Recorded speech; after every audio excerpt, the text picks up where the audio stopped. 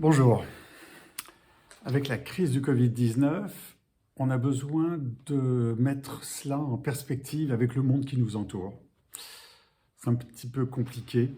Donc j'ai pris comme choix de réorganiser les siècles, le temps. C'est vrai que l'histoire est quelque chose qui est très très intéressant.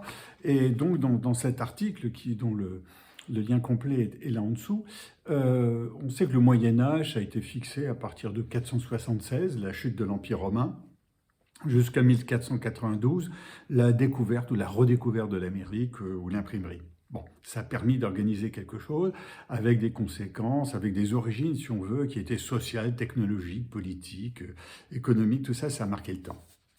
Et puis en France, on a des siècles qui commencent pour moi en 1515, 1610, 1715, 1815. Voilà, j'en arrive à 1815 pour essayer de comprendre le monde d'aujourd'hui, donc je le replace dans cette forme, parce que l'historien est important pour préparer le futur. C'est quoi le 19e siècle? C'est 1815-1914. En fait, c'est quoi? C'est les temps modernes. Les temps modernes, c'est l'apparition de la machine à vapeur, un petit peu avant en Angleterre, un petit peu après en France. Après, une fois qu'on a eu la machine à vapeur, c'est-à-dire pour la première fois, l'homme s'est déplacé plus vite qu'un cheval. Ça faisait 21 siècles au moins qu'on se déplaçait à la même vitesse. Donc, il se déplace plus vite, il crée l'industrie, il crée les canaux, les transports et jusqu'aux avions. Qui le crée, mais là, en dessous, je mettrai l'élément complémentaire.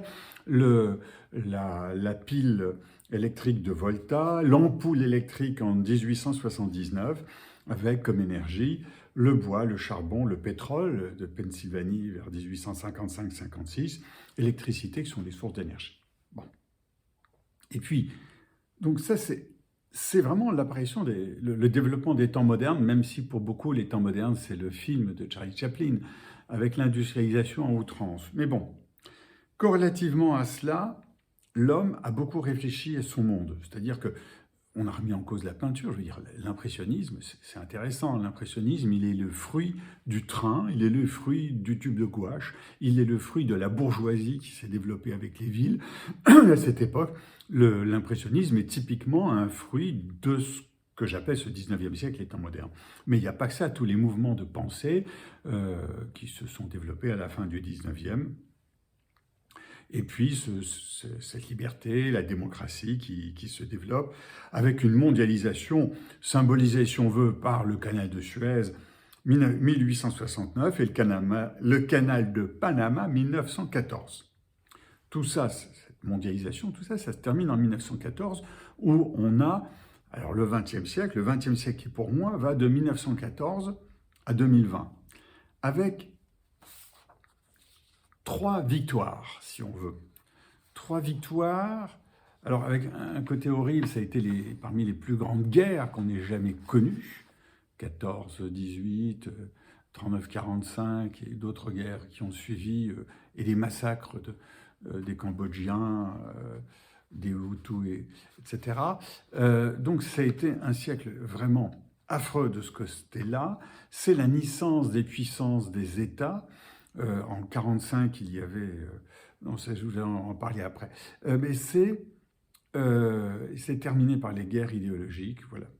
Et puis, ce que je n'ai pas mentionné à ce niveau-là, pardon, parce que l'article que j'avais écrit avant, c'est Trump, l'envahissement du Capitole par les équipes de Trump et la faiblesse de la démocratie, c'est-à-dire qu'on se rend compte quand même que la démocratie est extrêmement fragile. Donc oui, au XIXe siècle, la démocratie s'est affirmée, le libéralisme ou le capitalisme libéral, peu importe, s'est affirmé aussi, de manière, on sent, très fragile. La deuxième victoire là-dedans, c'est le libéralisme économique, qu'on appelait au siècle précédent le paternalisme, qui a fait que des droits sociaux ont été créés, la santé, la famille, la retraite, le travail, le chômage, la dépendance, etc. Il y a une politique sociale qui se développe plus ou moins dans tous les pays, mais même dans un État comme la Chine, c'est en train d'être travaillé. Même Obama, qui était avant Trump, a mis en place l'Obamacare, etc. Et puis, la victoire des nationalismes, c'est quand même le nombre d'États. En 1945, il y avait 51 États fondateurs de l'ONU. Aujourd'hui, il y en a 197. Est-ce qu'on a fini? On ne sait pas. C'est-à-dire que les peuples revendiquent des États, il y a des États-nations, il y a des peuples qui revendiquent, je prends l'exemple des Kurdes, il y a d'autres peuples qui sont aussi en phase de revendication d'un État, et puis des États qui se divisent comme Chypre, enfin bref, voilà. Donc, on est sur ces États-nations, on a l'impression qu'il y a quelque chose qui se fait, il y a des surpuissances comme l'Union européenne, et puis le retour des religions et de la religiosité. Et puis, troisième victoire importante, après donc la naissance des puissances, le libéralisme économique, le nationalisme, c'est le quatrième en fait, c'est la technologie. On est dans une phase de victoire de la technologie, mais d'une guerre des technologies. C'est-à-dire qu'on est sur les NBIC, nanotechnologie, biotechnologie, l'information et la connaissance, facilité par Internet et par le coût de l'énergie bas, même si le pétrole augmente, le coût final de l'énergie est extrêmement bas. Il y a une limite qui est dans la dernière bataille que l'on voit, qui est la bataille d'une énergie, qui est la data, les données. Celui qui tient les données tient la bataille. C'est en cours, l'issue est indécise. Voilà ce 20e siècle, comment il se termine. On va parler de l'argent des Batix, c'est notre maison qui brûle. Qu'est-ce que j'ai encore mis là? Voilà, qui se termine ce siècle, ce 20e siècle qui se termine en 2019, Covid-19, mais qui est en fait 2020, avec cette zoonose, une maladie transmise de l'animal à l'homme, ici qui est un virus. Et on arrive au fait qu'on crée un vaccin, comme on n'en a jamais fait, et en 11 mois, on peut commencer à vacciner, j'allais dire 7 milliards, 800 millions d'habitants, je ne sais pas, mais bon, beaucoup. Et puis maintenant, on arrive en 2021. Non, en 2021, c'est le 21e siècle qui démarre, parce que je l'appelle moi le siècle de l'anthropocène absolu. L'anthropocène, ça veut dire que l'homme domine la nature. On en a vu, on en a parlé avec la machine à vapeur qui arrive au début du 19e siècle, 1800, 1810, 1820. Alors on pourrait dire que l'anthropocène apparaît lorsque le chasseur-cueilleur devient agriculteur. C'est la démonstration du livre de Harari. À partir du moment où il devient agriculteur, il devient esclave de la nature et rapidement il essaye de dominer cette nature. Bon, peu importe.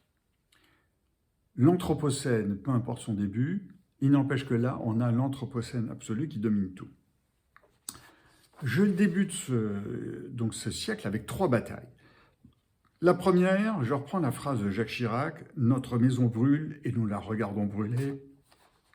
C'est à Johannesburg en 2002. On sait que les milieux naturels sont détruits, il y a la déforestation, il y a les fonds marins, et tout ça met en plus les terriens en grand danger, avec le fait qu'ils sont de plus en plus nombreux. On était 1 milliard au début du XXe siècle. On va être rapidement 8 milliards et 9 ou 10 milliards vers 2045-50. Bon, et ça veut dire qu'on a 2 milliards de terriens en plus. Est-ce qu'on est capable de construire 800 millions de logements pour 2 milliards d'habitants en plus? Est-ce qu'on en est capable? Et on a aussi, pour ces personnes qui viennent en plus, le désir de mieux manger. C'est normal. Donc c'est une première bataille entre l'homme avec un grand H et la nature avec un grand N. Est-ce que c'est une bataille ou est-ce que... Voilà. Là, c'est un sujet qui domine vraiment notre époque. La seconde bataille, c'est l'argent. Est-ce qu'on a trop d'argent ou pas assez d'argent? Parce qu'on voit bien qu'il y a trop d'argent sur le plan financier, et on voit bien qu'il n'y a pas assez d'argent puisque le nombre de pauvres augmente. Et là, on est entre ces deux extrêmes du fait que la finance est plus rémunératrice que le travail. Et ça, c'est une remise en cause énorme qui va se faire dans les années à venir, Comment faire pour que l'homme qui travaille gagne autant que l'homme qui finance, parce qu'il faut des financiers comme il faut des gens qui travaillent. Et ce déséquilibre est important et on a vu apparaître dans plusieurs États une sorte de revenu universel qui se met en place. Alors vous lui donnez le nom que vous voulez, il n'empêche qu'on voit qu'il y a une base sociale. Pourquoi aussi? Parce que l'homme devient urbain, plus de 50% des terriens sont urbains. En France, c'est 75%, mais on arrivera très rapidement à un monde de 75% d'urbain. Et lorsque ce monde est urbain, on ne peut pas retourner à la campagne pour cultiver et puis ramasser les fruits et les légumes qu'on récolte et se nourrir au travers de cela. Il faut que ce soit la ville elle-même. Quand je pense la ville, l'urbanisme, chacun définit comme il veut la ville, c'est la ville qui doit aider aux personnes qui sont en revenus trop pauvres pour s'en sortir. Donc, comment aider ces gens? Comment aider d'autres? Quand je pense à ces gens, je pense aussi aux gens aujourd'hui qui travaillent du tourisme, et c'est environ 15% des terriens, du tourisme seul, et puis il y a les gens des spectacles, il y a les gens de la culture, etc. Bon, il y a un problème énorme. Comment faire pour que le siècle-là apporte une réponse? La troisième bataille, on l'appelle à tort GAFA-BATX. En fait, souvent, ce sont des entreprises, des unités économiques sans État, des entreprises sans État, je les appelle ESA, entreprises sans État. Et par analogie avec le livre de David Friedman de 1973, paru en France en 1992, qui s'appelait « Vers une société sans État ». Là, on est vers des entreprises sans État, des entreprises qui dirigent à elles-mêmes. Je veux dire, Twitter qui dit « je veux plus Trump » ou Facebook. C'est bien, mais en même temps, c'est pas bien. Ça veut dire qu'ils sont capables d'avoir une influence directe en tant qu'entreprise pour Facebook sur 2 milliards de personnes. Ça dépasse la puissance d'un État. Le fait de dire « j'élimine telle ou telle personne de mon réseau ». Donc c'est un véritable problème qui se passe là, d'autant plus qu'il n'y a pas que ces entreprises, il y a les crypto-monnaies. Les crypto-monnaies, le Libra, le Bitcoin, etc., qui sont en train de se développer. Et il y a beaucoup d'entreprises qui vont se développer sans État, notamment avec la 5G qui est en pleine phase de lancement, et la 6G, parce qu'on parle de la 5G, on parle du futur maintenant, la 6G qui est en gros pour 2030, avec une puissance, je crois que les chiffres, grosso modo, c'est 20 fois à 50 fois plus puissant que la 5G. C'est vraiment des sauts technologiques très puissants. Et le numérique est un moteur prodigieux de ces systèmes. Voilà. Là aussi, la Covid-19 et la crise économique et sociale qui touche chaque pays met en avant l'insolent succès de ces entités. Si les États-Unis entament pour certains la mise en route de la loi antitrust, la Chine, elle aussi, exerce une pression similaire sur l'empire Alibaba. On n'a pas vu Jack Ma depuis plusieurs mois.